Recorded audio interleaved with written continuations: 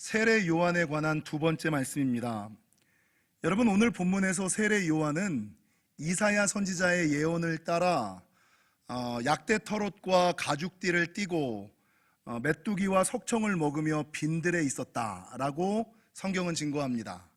그리고 그렇게 빈들에 있을 때에 하나님의 말씀이 세례 요한에게 임하였고, 하나님께서 말미암는 말씀이 임한 대로 세상 사람들에게 선포하고 증거하였더니 수많은 사람들이 세례 요한이 오실 그이 그리스도인 줄 오해하고 착각하였다. 여러분, 그 정도 되면 자기도 좀 으쓱할 만한데, 그러나 그럼에도 불구하고 이 세례 요한은 사람들의 환호와 칭송에 영합하지 않고 자신은 물로 세례를 주는 자, 예수님의 신발끈을 풀기도 합당하지 않은 자다라고 자신을 낮추고 오실 주님을, 하나님께만 영광을 돌렸다라는 것이 오늘 본문의 내용입니다. 여러분, 이 본문을 통해서 성경이 우리에게 말씀하시는 바가 여러 가지가 있지만 오늘은 그 중에서 한 두 가지 정도만 살펴보고 넘어가고자 합니다. 첫 번째, 오늘 본문이 우리에게 말씀하고자 하는 것은 세례 요한이 그랬던 것처럼 우리도 주의 길을 준비하는 자, 주의 길을 곧게 하는 자가 되어야지 된다. 할렐루야. 여러분, 신앙생활을 하다 보면 여러 종류의 사람들이 있어요. 근데 오늘 본문의 세례 요한처럼 주의 길을 준비하고 주의 길을 곧게 하는 자가 있는가 하면, 어떤 사람들은 주의 길을 회방하고 방해하며 주의 길을 굽게 하는 사람들이 있더라. 어떤 사람들은 교회 일과 하나님 나라에 걸림돌이 되는가 하면, 어떤 사람들은 교회 일과 하나님 나라에 디딤돌이 되는 신앙이 있더라는 것을 종종 자주 발견할 수 있다는 것이죠. 여러분, 오늘 본문에 나온 하나님의 길을 곧게 하는 사람, 하나님 나라의 디딤돌이 되는 사람은 어떤 사람입니까? 당연히 세례 요한과 같은 사람 아니었겠습니까? 근데 반대로 주의 길을 굽게 하는 사람들, 하나님 나라의 걸림돌이 되는 사람들은 세례 요한과 대척점에 있었던 종교 지도자들, 바리새인들과 사두개인들과 서기관들, 이 사람들 때문에 지금 한국의 수많은 목회자들과 수많은 그리스도인들 때문에 하나님과 교회가 욕을 먹는 것처럼 하나님 나라를 굽게 하고 하나님 나라의 걸림돌이 되는 사람이 이 사람들이었다라는 것이죠. 여러분, 성경에 보면 주의 길을 곧게 하는 사람과 주의 길을 굽게 하는 사람, 하나님 나라의 디딤돌이 되는 사람이 있는가 하면 하나님 나라의 걸림돌이 되는 사람이 있었다. 여러분, 세례 요한과 종교 지도자들 외에 어떤 사람들이 있었을까요? 이스라엘 백성들이 광야에서 가나안 땅에 들어가고자 할 때 갈렙과 여호수아는 뭐라 그래요? 수많은 사람들이 가나안 땅을 눈앞에 두고 힘들고 어렵고 의기소침하고 있을 때 사람들로 하여금 말씀이 떠오르게 하고 믿음으로 가자, 힘을 북돋우는 사람들, 하나님의 말씀을 성취하려고 힘쓰고 애썼던 사람. 근데 반대로 갈렙과 여호수아 외에 10명의 지파장들은 어떤 사람이었어요? 사람들로 하여금 하나님의 말씀과 약속이 떠오르게 하는 것이 아니라, 야, 상황을 봐, 환경을 봐, 형편을 봐, 처지를 봐, 현실은 그렇지 않아. 여러분, 사람들로 하여금 형편과 처지를 바라보게 하여 하나님 역사의 걸림돌이 되었던 사람들, 이 사람들 아니었습니까? 여러분, 성경에는 이렇게 하나님 주의 길을 곧게 하는 사람과 주의 길을 굽게 하는 사람, 디딤돌 신앙과 걸림돌 신앙이 많이 나오는데, 아브라함과 노아, 요셉과 라합, 모세와 다윗, 이런 사람들은 하나님의 이름이 사라져가는 그때에 하나님의 이름에 불을 붙이고 하나님 나라의 명목을 이어갔던 사람들, 아무도 하나님을 섬기려고 하지 않을 때 이 아브라함은 하나님의 말씀만 듣고 가나안 땅으로 나아갔잖아요. 여러분, 노아를 보십시오. 죄가 간영한 시대에, 모든 사람들이 죄 짓는 시대에 이 노아는 120년 동안 하나님의 말씀, 그 중동 지역에서 홍수를 대비하여 배를 만든다고 이 말도 안 되는 하나님 나라의 명목과 하나님 나라의 역사를 준비하는 사람. 여러분, 여리고성의 라합을 보십시오. 여러분, 그 땅에서 아무도 하나님을 두려워하지 않았지만 이 라합만큼은 하나님을 두려워하여, 여러분, 그 믿음으로 말미암아 자신과 가정과 가문을 구원 백성으로 만드는 하나님 나라의 생명을 이어가는 사람으로 쓰임받게 되었잖아요. 여러분, 반대로 엘리와 엘리의 두 아들 홈니와 비느하스는 어때요? 세례 요한 당시 종교 지도자들처럼 그들은 제사장이었어요. 하나님 나라의 큰 직분, 기름 부음 받은 직분을 가진 자였어요. 하나님께서 그에게 귀한 직분을 주고 법궤를, 교회를 섬기게끔 주셨는데, 이 사람들은 하나님이 주신 귀한 직분을 어떻게 썼어요? 자기 생각대로, 자기 이익을 따라, 자기 이익을 위하여 자기 생각을 따라 하나님을 섬기다가 끝내 하나님께서 맡겨주셨던 그 귀한 법궤 말씀을 잃어버리고 하나님 나라의 위기를 초래했던 사람이 이 엘리와 엘리의 두 아들 홈니와 비느하스. 주의 길을 곧게 하는 사람과 주의 길을 굽게 하는 사람, 하나님 나라의 디딤돌이 되는 사람과 하나님 나라의 걸림돌이 되는 사람, 아주 극명하게 갈리더라는 거예요.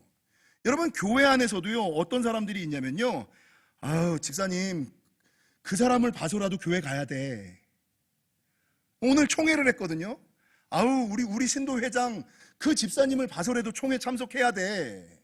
이러는 사람이 있는가 하면, 야 그 사람 때문에 안 가. 나 그 사람이 회장하면 안 가. 나 그 사람이 구역장하면 안 가.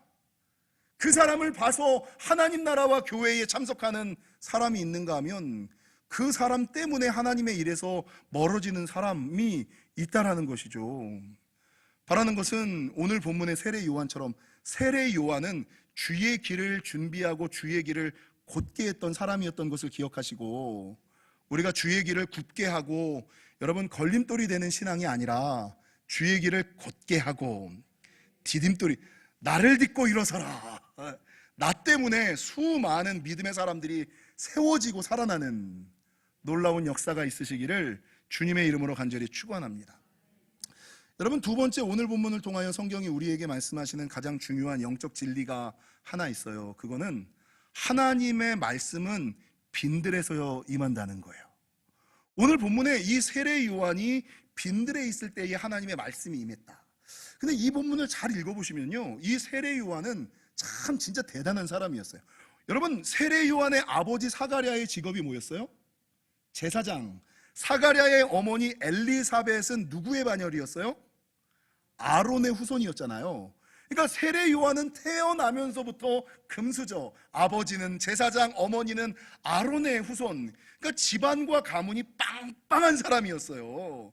가만히만 있으면 자기도 아버지의 직업을 따라 제사장이 되어 성전에서 수많은 사람들의 칭찬과 인정과 사랑을 받으며 호의호식할 수 있었던 사람. 여러분, 그랬던 제사장의 편안하고 안전하게 제사장의 길을 걸어갈 수 있었던 세례 요한이 오늘 어디에 있어요? 그 좋은 자리를 포기하고 빈들에 있었다. 여러분, 빈들에서 이 세례 요한이 입고 있었던 게 뭐예요? 낙타 털옷과 가죽띠. 여러분, 무엇을 먹어요? 메뚜기와 석청. 많은 사람들이 이 가죽 털옷과 약태 털옷과 낙타 털옷과 가죽띠를 맸다는 거, 메뚜기와 석청을 먹었다는 얘기를 듣고, 아우 그래도 광야에서 춥지는 않았겠네, 아이 굶지는 않았겠네, 이렇게 생각을 하세요.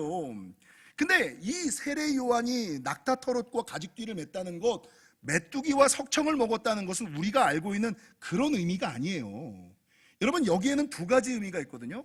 첫 번째, 낙타 털옷과 가죽띠를 맸다는 게 무엇을 의미하는지 아세요?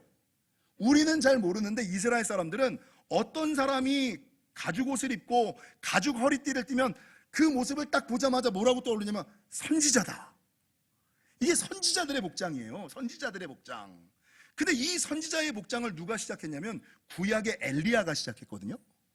그러니까 세례 요한이 낙타 털옷에 가죽띠를 맸다는 것은 무엇이냐? 좀 전에 말씀드렸던 것처럼 집안 대대로 내려오던 제사장의 직분을 포기하고 안락하고 칭찬받고 인정받을 수 있었던 자리를 내려놓고 주님께서 말씀하셨던 너는 나실인이다, 주의 길을 준비하는 자가 되어야지 된다, 주의 길을 예비하는 사람이 되어야지 된다라는 그 말씀 앞에 자기를 쳐서 순종하고 마쳤다는 거예요. 오늘 우리 요게벳 가정이 불렸던 내려놓음처럼 자기의 생각, 자기의 형편, 자기의 처지를 내려놓고 주님의 부르심에 합당하게. 여러분, 이때 세례 요한의 나이가 되게 젊은 나이였거든요. 저는 이게 가능했을까? 성전에서 사람들의 인정과 사랑을 받고 충분히 살 수도 있었는데 세상 사람들의 손가락질과 이거를 입고 선지자의 길을 가는 것이 이게 세례 요한이 이게 괜찮았을까? 이런 의문이 좀 들더라고요. 나아가서 여러분, 메뚜기와 석청을 먹었다는 것은 그냥 일반적으로 단백질과 좋은 음식을 먹었다는 의미가 전혀 아니에요. 여기에서 말하는 메뚜기라는 것은 예전에 우리가 잡아먹었던 메뚜기 그게 아니에요. 우리 옛날에 논에서 메뚜기 잡아다가 튀겨서 먹었잖아요. 되게 맛있었잖아요. 기억나시죠? 진짜 맛있었습니다. 제가 이걸 한번 먹고 싶어서 어디 가서 또 사 먹어봤는데 옛날 맛이 안 나더라고요. 근데 여기서 말하는 메뚜기라는 것은요, 우리가 옛날에 논에서 잡아먹었던 메뚜기 튀김이 아니에요. 여기서 말하는 메뚜기라는 것은 쥐엄나무 열매를 의미해요. 근데 성경에서 쥐엄나무 열매가 어디에 나와요? 아버지의 유산을 가지고 세상으로 나아가 허랑방탕하게 살아가다가 가지고 있는 건 모두 다 잃어버린 탕자가 맨 마지막에 먹었던 음식이 뭐예요? 쥐엄나무 열매. 이 쥐엄나무 열매는 누구의 사료였어요? 돼지들의 사료. 그래서 인생 살다가 밑바닥에 떨어져서 정말 먹을 것이 없을 때 먹는 것이 돼지 사료였던 쥐엄나무 열매, 이게 메뚜기예요. 여러분, 석청이라고 얘기할 때 많은 사람들은 석청, 돌에서 나는 꿀을 먹었겠구나 이렇게 생각을 해요. 괜찮았겠네, 선지자 할 만하네, 광야에 있을 만하네. 근데 여기서 말하는 석청이라는 것은 돌에서 나오는 꿀이 아니에요. 여러분, 성지순례를 가보신 분들은 아시겠습니다만 광야는 나무가 없어요. 광야에는 나무가 없다 보니까 뭐가 없어요? 벌이 없어요. 나무가 없고 벌이 없다 보니까 꿀이 없어요. 그러면 여기서 얘기하는 석청이라는 것은 무엇일까? 여러분, 이 석청이라는 것은 종려나무 열매, 지금 우리가 얘기하면 대추야자, 대추 모양으로 생긴 야자나무 열매를 얘기하는 거예요. 근데 성경에 보면 하나님께서 레위기 23장 22절에 뭐라고 말씀하시냐면, 너희 땅에 곡물을 벨 때에 반 모퉁이까지 다 베지 말며 떨어진 것을 줍지 말고 그것을 가난한 자와 거류민들을 위하여 남겨두라. 나는 너희의 하나님 여호와니라. 그러니까 그 당시 이스라엘 사람들은 추수를 할 때 내 논을 다 걷어가지 않았어요. 그 땅의 가난한 자들을 위하여 떨어진 것들은 내버려두는, 그리고 나무에 있는 열매를 따더라도 자기가 알아서 자연스럽게 떨어진 열매는 줍지 않았어요. 왜? 가난한 자들을 위하여. 그러니까 이 세례 요한이 메뚜기와 석청을 먹었다는 것은 좋은 음식과 공급되는 단백질군이 있었다는 것이 아니라 대추 야자 열매에 다 따가고 따지 않아서 땅바닥에 떨어진 것들, 이 땅바닥에 떨어진 대추 야자가 어디 바위 틈에서 익을 거 아니에요. 이 익은 것이 푹 떨어지면 이 맛이 어떤 맛이냐? 꿀맛이 나요. 티니즈 선교사님께서 한국에 들어오실 때 저한테 이 대추야자 열매를 가져다 주셨어요. 그래서 여기다가 호두를 넣어가지고 먹었는데 이게 너무 맛있는 거예요. 그래서 제가 사모님한테, 사모님 이거 꿀에다 쟀나 봐요 이랬더니 사모님이, 목사님 아니에요, 이거 꿀에 잰 게 아니라 그냥 대추야자에다가 호두만 박은 거예요. 한번 선교 가서 드셔보세요. 성지순례 가서 이 대추야자 열매를 먹으면 왜 이거를 석청이라고 얘기했는지를 분명하게 알 수가 있어요. 그래서 이 땅바닥에 떨어져 있었던 대추야자 열매, 아무도 가져가지 않아서 푹 익어버린 그것을 먹고 살았다. 이게 여러분 세례 요한이 먹고 살았다는 것을 의미한다는 것이죠. 여러분, 이 본문 약태터럭과 가죽띠를 띠고 메뚜기와 석청을 먹고 살던 세례 요한을 한번 떠올려 보세요. 아니, 나는 성전 안에서 호의호식하면서 평안하고 안전하게 안락하게 살아갈 수 있는데 하나님의 말씀과 명령을 따라 가죽옷을 입고 메뚜기와 석청을 먹으며 빈들에서 살아야지 된다고? 만약에 여러분이 그런 콜링을 받았다면 여러분 빈들로 나갈 수 있으시겠어요? 제사장직 포기하고 선지자 되실 수 있겠어요? 고깃국 포기하고 여러분 야자 열매 먹고 살 수 있겠어요? 대부분의 사람들은 하나님의 이런 콜링이 있으면 뭐라고 생각하냐면, 내가 하나님 믿다가 시련을 당한다, 고난에 처했다, 하나님께 저주를 받았다, 이렇게 얘기하고 있다는 것이죠. 그러나 이 세례 요한은 스스로 하나님의 부름에 맞게 자기의 형편과 처지를 내려놓고 빈들에 나갔을 때, 하나님의 콜링에 순종하여 빈들에 나갔을 때, 자기의 것을 내려놓았을 때, 모든 것을 포기했을 때 뭐가 임했어요? 하나님의 말씀이 임하더라. 그때에만 하나님의 말씀이 임하더라는 것이죠. 여러분, 인생의 광야와 빈들이 무엇을 의미할까요? 인생의 빈들과 광야. 아마도 지금 어떤 사람은 이런, 제가 요즘에 마음 아파하며 중보기도 하는 사람이 있는데, 여러분 중보기도 좀 많이 해주세요. 우리 교회 성도와 우리 교회 아이들 중에 기도 제목을 하나님 저에게는 아무도 없습니다. 이렇게 기도 제목이 한 달이 올라와요. 나 마음이 너무 아파. 이제 고등학생인데 아이의 기도 제목이 하나님 내 주변에는 아무도 없습니다. 이런 기도 제목이 올라오는데 그 기도 제목을 보면서 기도를 하면서 내가 어찌 해야 할 바를 모르겠네요. 하나님, 이런 사람이 우리 주변에 있어요. 내 주변엔 아무도 없다라고 생각하는, 인생의 빈들에 서 있는 아이들, 인생의 광야에 서 있는 사람들. 여러분, 그런데 그럼에도 불구하고 이 빈들이라는 것은 아무것도 아무 사람도 없는, 오직 하나님만 의지할 수밖에 없는 그 상황. 이게 인생의 빈들이고 광야거든요. 근데 제가 한 달 동안 기도하면서 마음이 너무 아픈데, 그럼에도 불구하고 하나님께 기도하는 것은, 하나님, 우리 아이가 인생의 빈들에서 세례 요한과 같이 하나님을 만나게 하옵소서. 하나님의 말씀이 임하게 하여 주옵소서. 기도하고 있어요. 하나님, 그를 만나 주셔서 세례 요한처럼 그가 좀 쓰임 받을 거라고. 여러분 좀 기도해 주세요. 주변에 아이들이 참 많아. 여러분, 인생 살다 보면은요, 세례 요한처럼 빈들에서, 광야에서 하나님을 만나고 하나님의 말씀이 임했던 사람들이 참 많이 있습니다. 모세도 광야에서 하나님을 만났죠. 창세기 16장, 아브라함에게 내어 쫓긴 하갈과 이스마엘, 남편에게 내어 쫓긴 하갈과 이스마엘, 이 젖먹이 애를 데리고 어디로 가야 될지 몰라서 갈 바를 알지 못하고 광야에서 엉엉 우는 이 하갈, 이 광야에서 누구를 만나요? 하갈과 이스마엘이 하나님을 만나잖아요. 그러니까 광야, 빈들은 하나님을 만나는 장소, 하나님의 응답이, 하나님의 말씀이 임하는 장소. 그래서 여러분, 빈들에 가면, 광야에 서면 하나님을 만나고 하나님의 음성이 있다라는 이 영적인 비밀을 알았던 분. 그래서 세상에 많은 사람들은 자기 스스로 빈들에 나가려고 하지 않고, 하도 빈들에 나가려고 하지 않으니까 하나님께서 몰아서 빈들로 내보내는 사람들이 있어요. 근데 영적으로 깨인 사람들은 스스로 빈들에 나가서 서 있죠. 가장 대표적인 사람이 누구예요? 여러분, 예수님이시잖아요. 예수님은 누가 빈들로 나가라고 하지 않았어요. 예수님은 누가 광야로 나가라고 하지 않았어요. 예수님은 누가 금식하라고 하지 않았어요. 예수님은 누가 하나님을 위하여 헌신하라고 그러지 않았어요. 근데 스스로, 광야에 서면, 빈들에 서면 하나님을 만나고 하나님의 말씀이 내려오고 하나님의 능력으로 덮인다는 것을 알고, 세상 모든 사람들은 광야와 빈들로 나아가려고 하지 않을 때 예수님께서는 스스로 광야에 가셔서 40일을 금식하며 그 빈들에서 하나님의 음성을 들었다는 것이죠.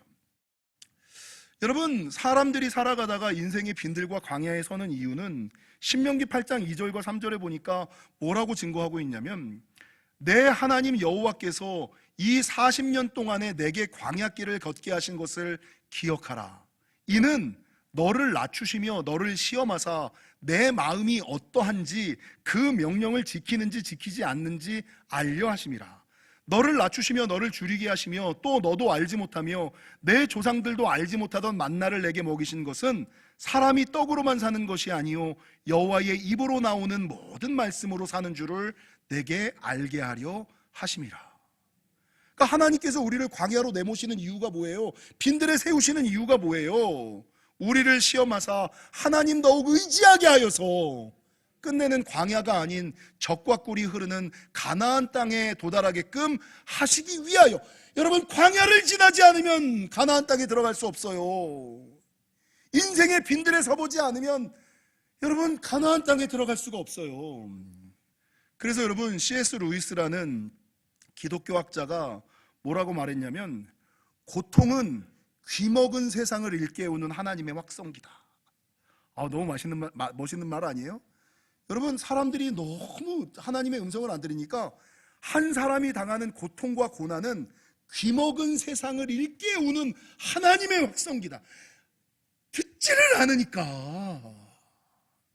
좋은 말로 하면 들어야지 되는데 사람들은 듣지 않으려는, 자기 생각대로 들으려고 하는 이 못된 습성이 있으니까 고통은 귀먹은 세상을 깨우기 위한 하나님의 확성기다라고 얘기하고 있고, 헤르만 헤세도 이거를 알아가지고 시를 뭐라고 썼는지 아세요? 하나님, 저로 절망하게 하소서. 절망을 하면 하나님을 만나니까, 절망할 때에 하나님의 음성이 들리니까. 여러분, 말씀을 준비하다가 이 말씀에 예화를 좀 많이 찾게 되더라고요. 베토벤이 귀머거리였다는 건 다 아시죠? 저와 여러분이 너무나 잘 아시는데, 베토벤이 귀머거리라는 선고를 받은 게 32살의 나이였대요. 32살에 잘 살다가, 태어나면서부터 귀머거리가 아니라 32살까지 잘 살다가 32살에 귀머거리가 됩니다 라는 소리가 이게 청천벽력 아니겠어요? 그리고 그 얘기를 의사한테 듣고, 이 베토벤이 이 안에서 오는 세상과 하나님에 대한 이 화, 그래가지고 자기 친구들한테 유서를 써요. 막, 내가 32살에 지금까지 잘 살았는데 어떻게, 내가 귀가 먹어서 난청이 있어서 이렇게 내가 어떻게 사냐 막 쓰다가 화가 막 올라오는 거예요. 그래서 그 쓰던 유서의 맨 마지막에 하도 화가 나고, 자기에게 닥친 상황이 너무 화가 나고 열이 받아갖고 뭐라고 쓰냐면, 죽음아, 올 테면 와라, 내가 용감하게 너를 맞아주마. 이게 좀 열받아서 그때부터 삶이 변화되는 거예요. 죽음아, 올 테면 와라, 내가 용감하게 너와 맞서 싸워주마. 그리고 나서 이 베토벤이, 그래, 귀머거리면 어때? 그리고 열심히 음악하여 내놓은 곡이 교향곡 9번. 이 교향곡 9번이 뭔지 아세요? 꽈과과광, 꽈과과광, 운명 교향곡. 이 곡을 쓸 수 있는 놀라운 역사가 있었다. 그래서 여러분, 어떤 사람이 뭐라고 그러냐면요, 가장 감미로운 음악은 언제나 가장 큰 슬픔에서 생겨난다. 맞는 것 같지 않으세요?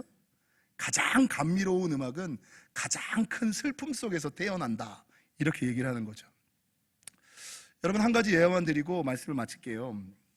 어떤 젊은 청년이, 만화가의 꿈을 꾸고 있는 젊은 청년이 풍운의 꿈을 안고 도시로 나와서 자기가 그렸던 만화를 온 도시에 있는 출판사와 신문사를 돌아다니면서 이렇게 보여줘요.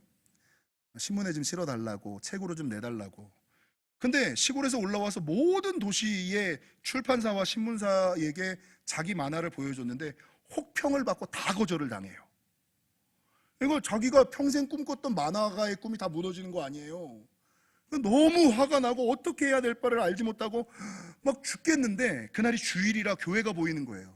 그래서 교회 가서 예배를 드리는데, 이 억울한 마음, 답답한 마음에 말씀도 안 들리고 찬양도 못 하겠고 입술도 못 열겠고 막 죽겠는 거야. 그래서 그냥 눈물만 주룩주룩 흘리고 예배도 안 드리고 있었더니, 예배가 다 끝난 후 목사님께서, 여보게 무슨 일인가?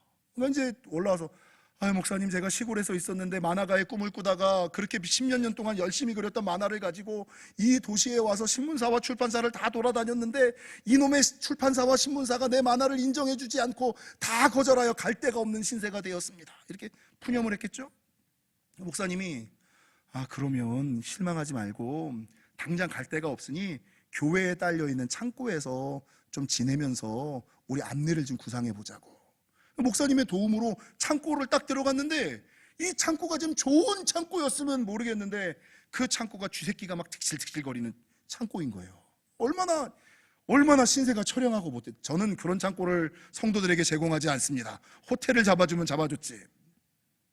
근데 이 청년이 그 창고에서 자기 신세를 처량하게 놀면서, 좀 전에 제가 얘기한 것처럼, 내 인생에 아무도 없구나,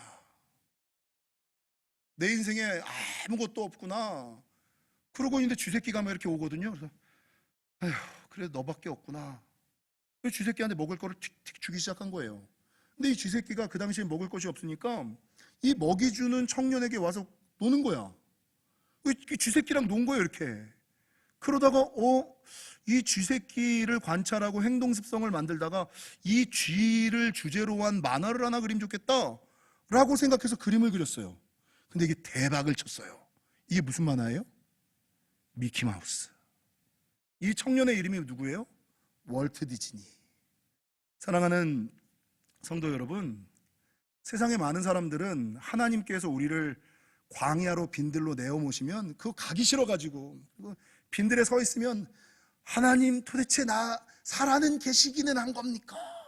왜 나를 광야에 세우시고 왜 나를 빈들에 세우셨습니까? 수많은 사람들은 하나님을 향하여 한탄하고 입술에 부정을 저지르는데, 여러분, 하나님의 말씀과 능력과 역사는 빈들에서 임하고 빈들을 통해야만 가나안 땅에 들어갈 수 있음을 기억하시고, 바라는 것은 빈들에 서 계신 분들은 하나님 의지하여 하나님의 말씀을 들으시기를 바라고요, 빈들을 통과하여 가나안 땅에 들어가시는 저와 여러분이 되시기를 주님의 이름으로 간절히 축원합니다.